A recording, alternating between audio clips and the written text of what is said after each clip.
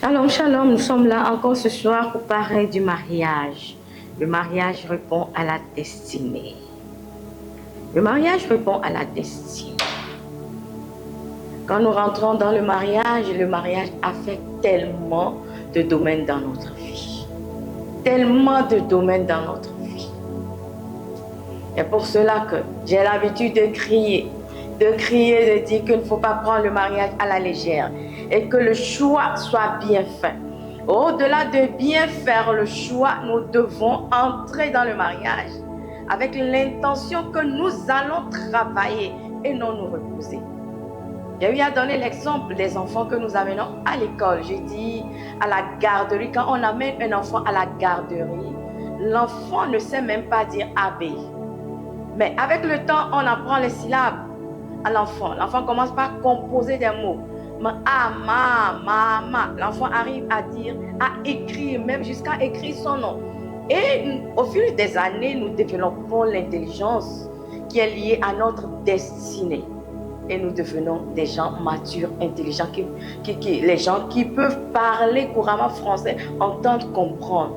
Mais pourquoi dans le mariage, si nous rentrons comme étant des novices, des gens qui n'ont pas de notions, ou bien des gens qui ont des notions, des b.a.-ba, des notions plus ou moins sur le mariage. Maintenant, pourquoi est-ce que nous ne nous levons pas pour apprendre? Nous devons savoir que le diable est d'après des foyers. Parce que les foyers, les gens qui se sont mariés parce que ils ont compris qu'ils avaient une destinée à accomplir et ils ont fait le choix qui est le choix concordant avec ce que le ciel a préparé pour eux. Le diable a peur de ces gens. C'est pour cela que vous pouvez faire un bon choix. Ça peut être la femme de ta destinée, l'homme de ta destinée. Mais si vous ne vous levez pas pour travailler, des fois vous allez vous poser 1001 questions. Est-ce que c'est vraiment le bon choix? Est-ce que ce n'est pas vraiment le bon choix? Aucun mariage n'est gagné d'avance. Aucun mariage n'est gagné d'avance. Le jour où on nous donne le papier, le certificat de mariage, on nous autorise à aller travailler pour notre mariage.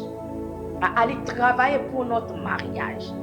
Hier, le mardi passé, il y avait un internaute qui m'avait posé des questions concernant qu'est-ce qu'il fallait faire quand il s'agissait des relations à distance. Ce soir, nous allons parler de la relation à distance.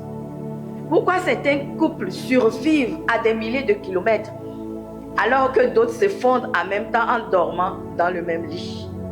Qu'est-ce que ceux qui sont à distance font et que ceux qui sont de près ne font pas? Les conséquences positives d'une relation à distance.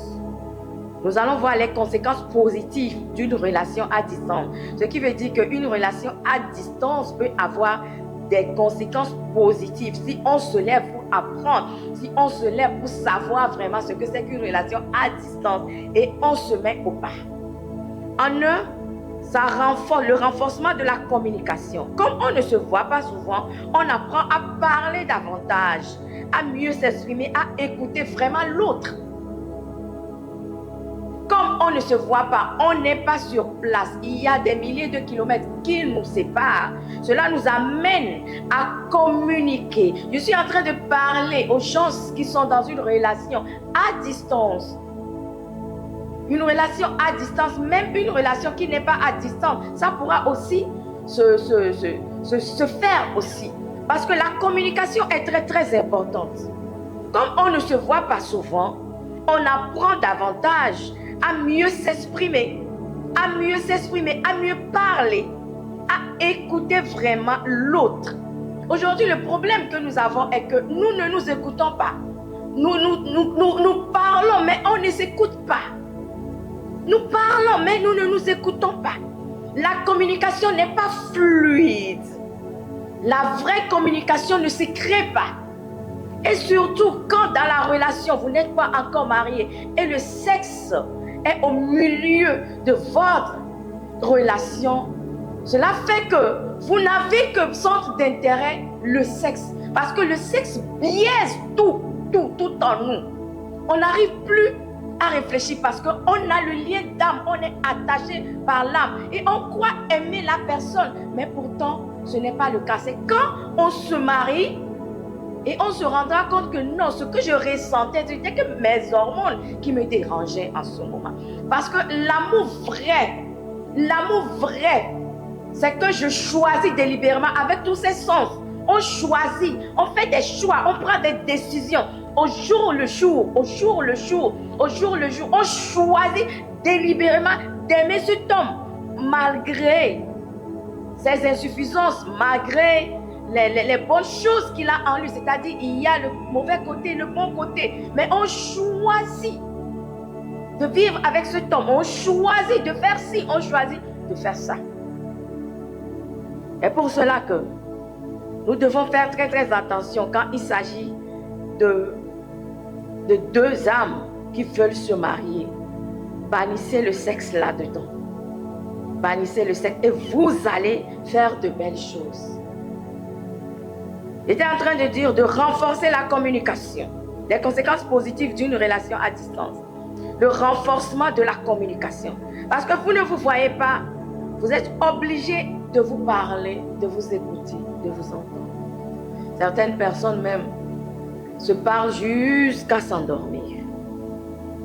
Et ça renforce la communication.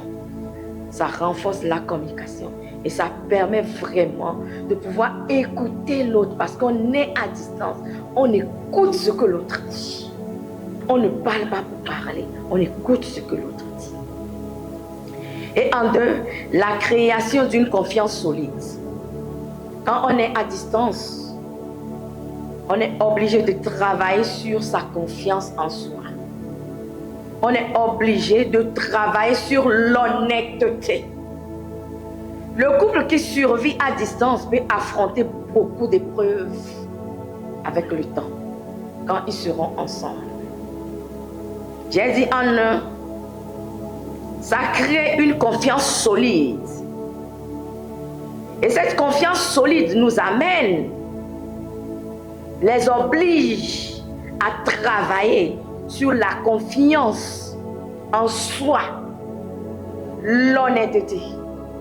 Et le couple qui survit à distance pourra survivre dans beaucoup d'épreuves et tempêtes.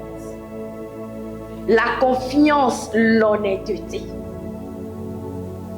On développe sa confiance en soi. Aujourd'hui, quand je vois certaines filles qui sont en relation à distance et la personne a de la peine à avoir confiance en soi, à peine le monsieur dit non, si nous allons briser, nous allons arrêter, nous allons faire ci, vous allez voir, la fille, c'est comme si la fille allait mourir, c'est comme si le monsieur était devenu son Dieu. Non!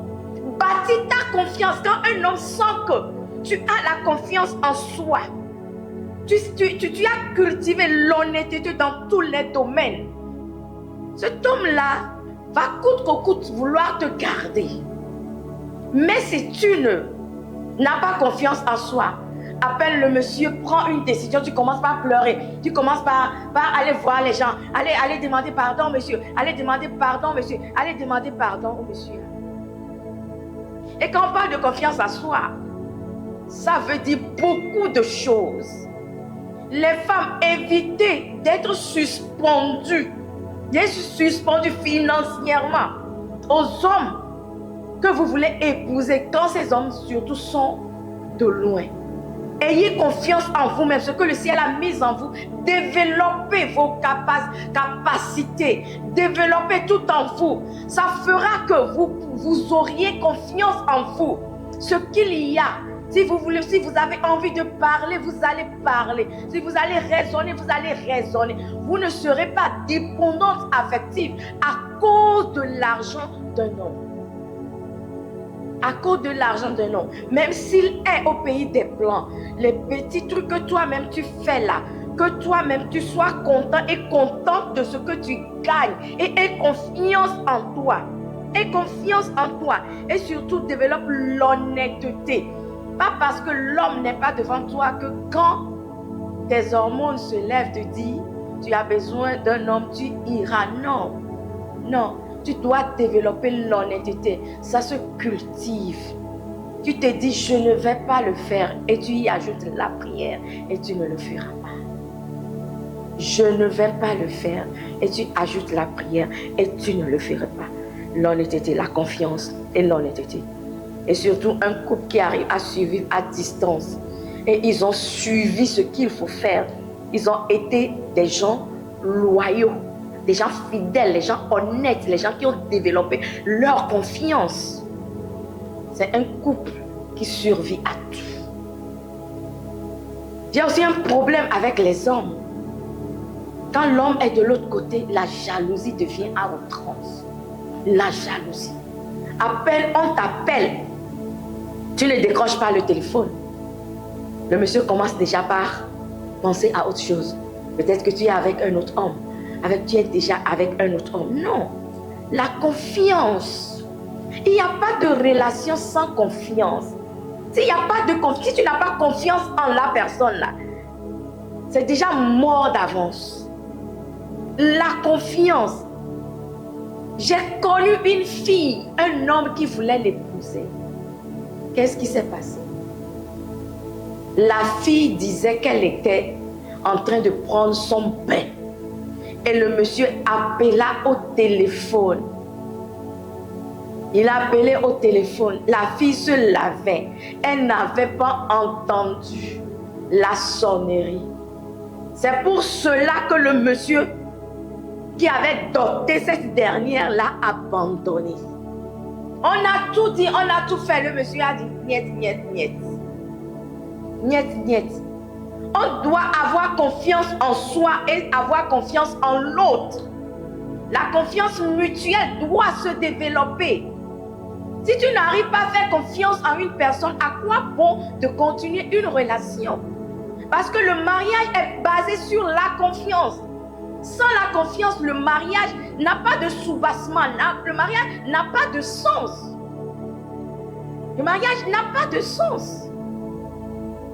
Le mariage n'a pas de sens. La confiance, l'honnêteté. La confiance, l'honnêteté. La confiance, l'honnêteté. La confiance, l'honnêteté. Vous devez développer. En trois, l'indépendance personnelle. Chacun garde son espace, son temps pour travailler sur soi, ses projets, sa croissance individuelle, sans dépendance excessive. Indépendance personnelle. Chacun garde son espace. Tu dois garder son espace. Elle doit garder son espace, son temps. Elle doit garder son temps pour travailler sur soi, sur ses projets, sa croissance individuelle, sans la dépendance excessive.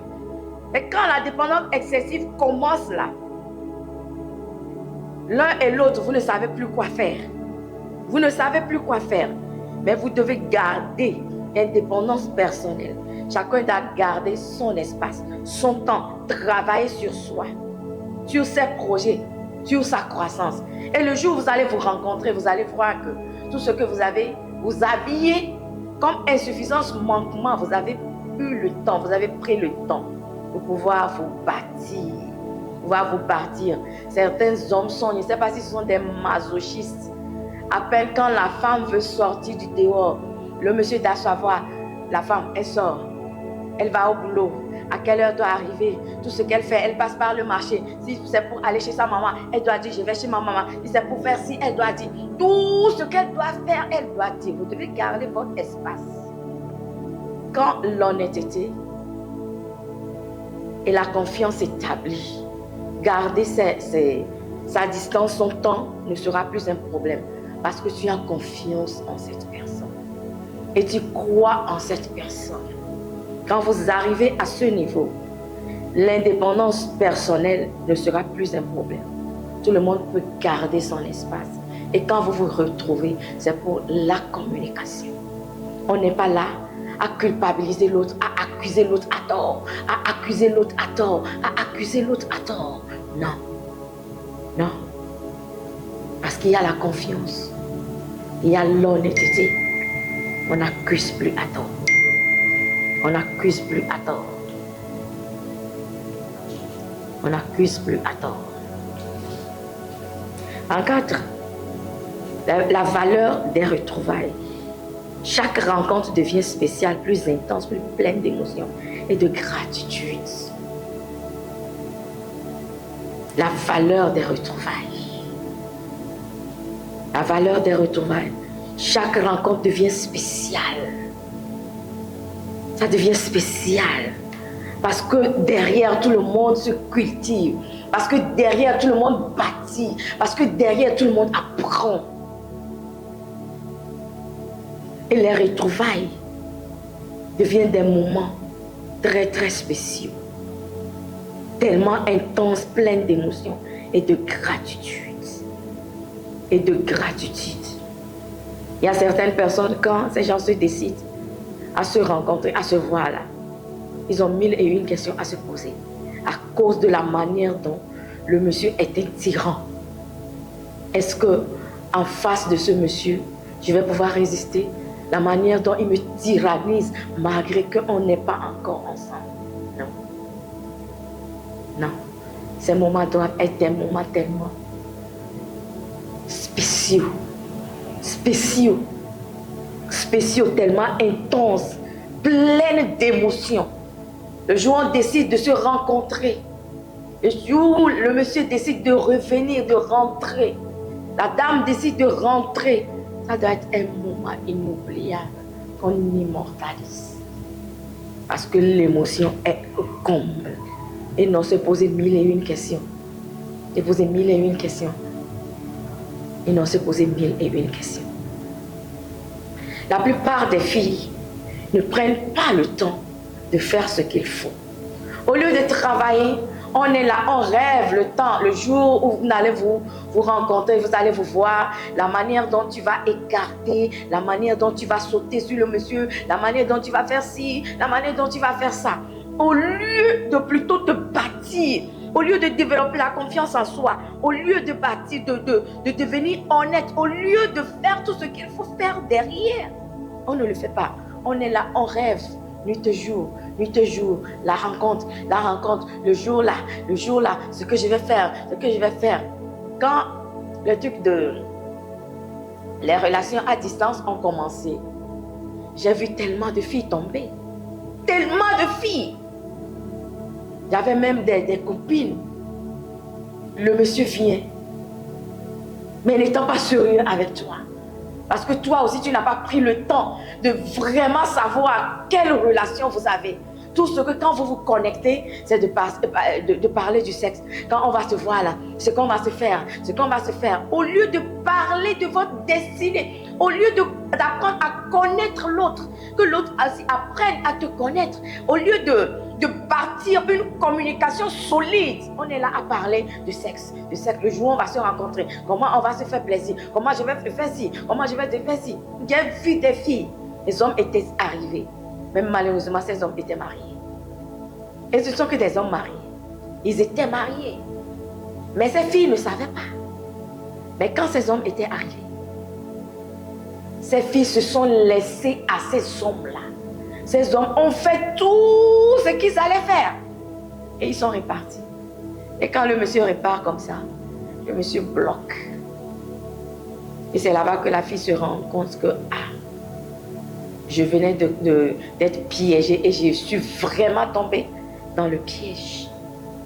Je suis vraiment tombée dans le piège. En 5, maturité émotionnelle. La distance pousse à la patience, à la gestion des frustrations et à l'apprentissage des attentes. La maturité émotionnelle.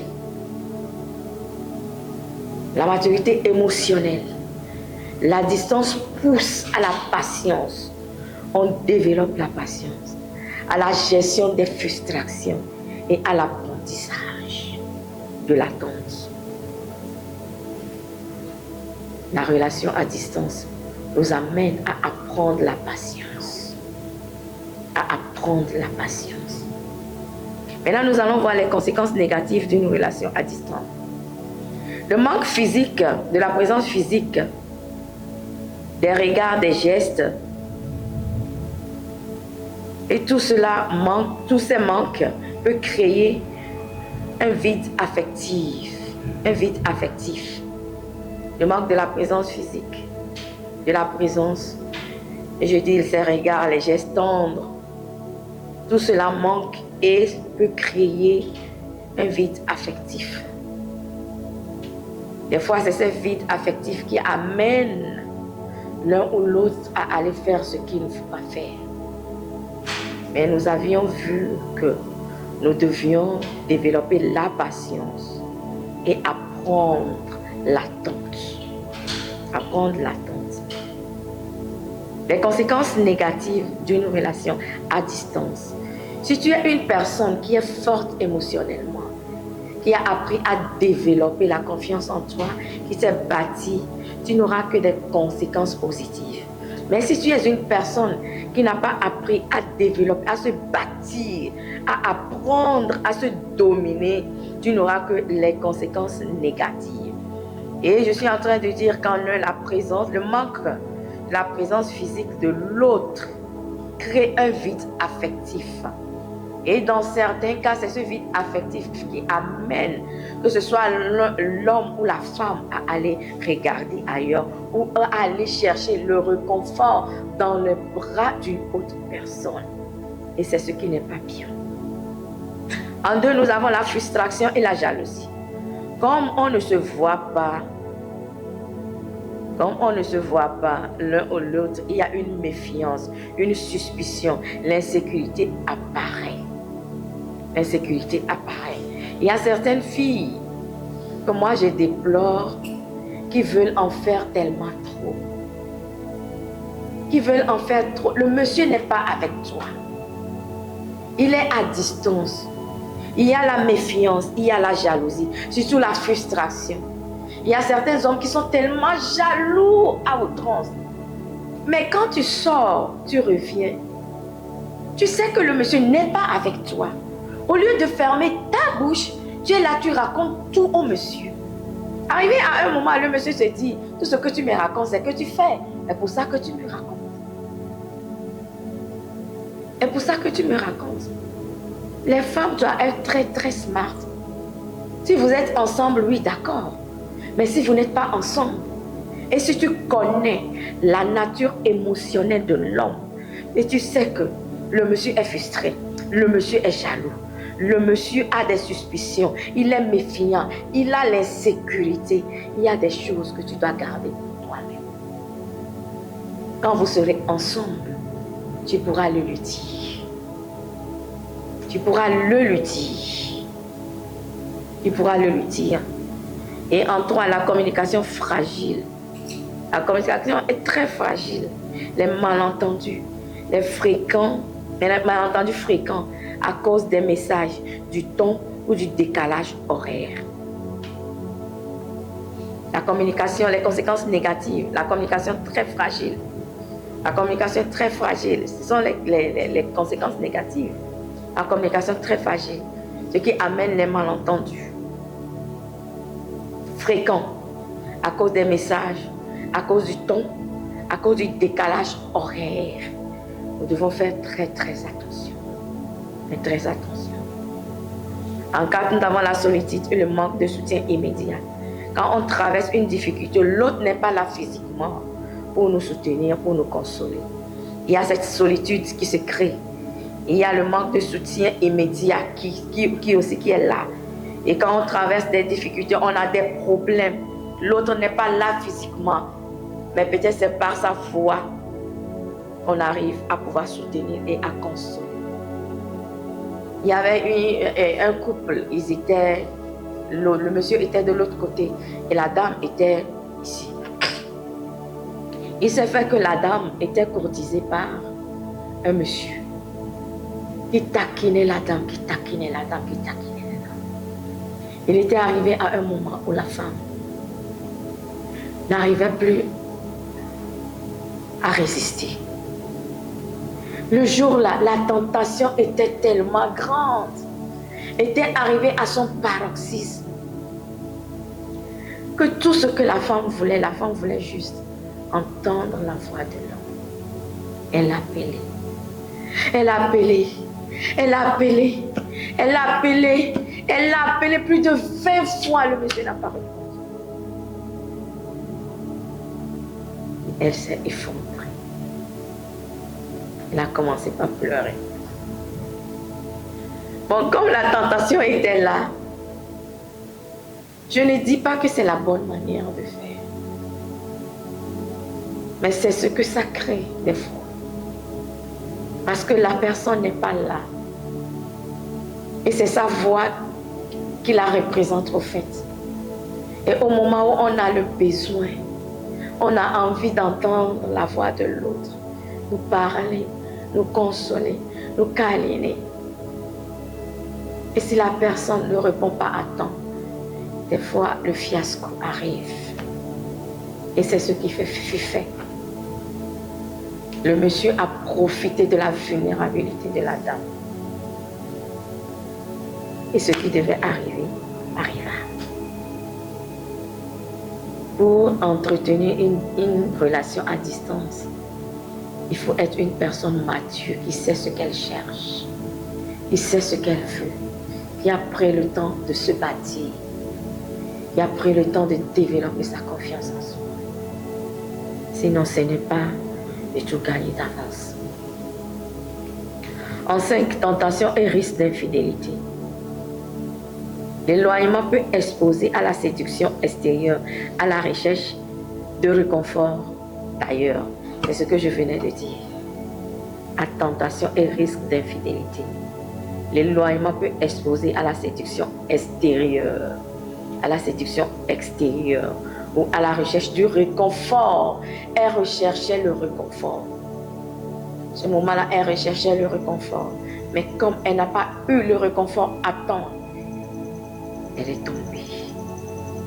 Elle est tombée. Elle est tombée. En résumé, une relation à distance peut renforcer un couple déjà solide et affaiblir un couple fragile. Tout dépend de la communication, de la confiance et du projet commun que vous avez.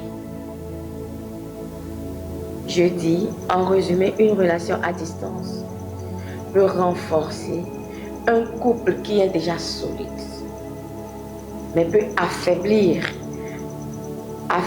rendre fragile un couple qui est déjà très faible.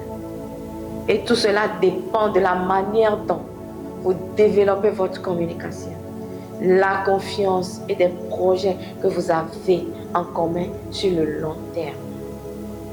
Sur le long terme. Si vous n'avez pas basé votre relation seulement sur le sexe, malgré que vous ne vous voyez pas, le sexe par téléphone. Si vous évitez au maximum ces choses, vous aurez une relation très très forte, renforcée. Et cela vous permettra de pouvoir se tenir dans le temps.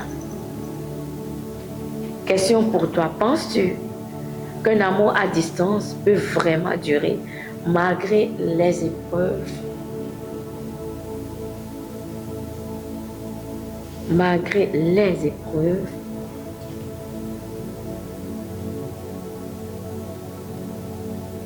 Penses-tu qu'un amour à distance peut-il vraiment durer malgré les épreuves?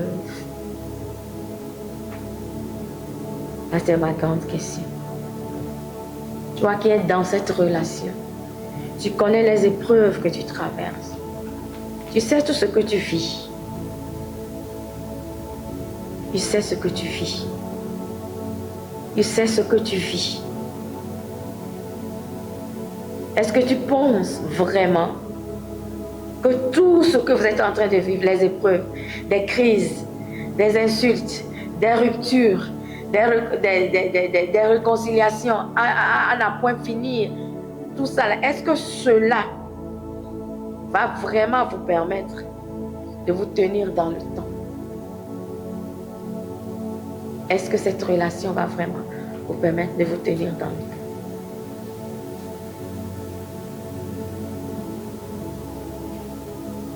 Est-ce que cette relation va vous permettre de tenir dans le temps?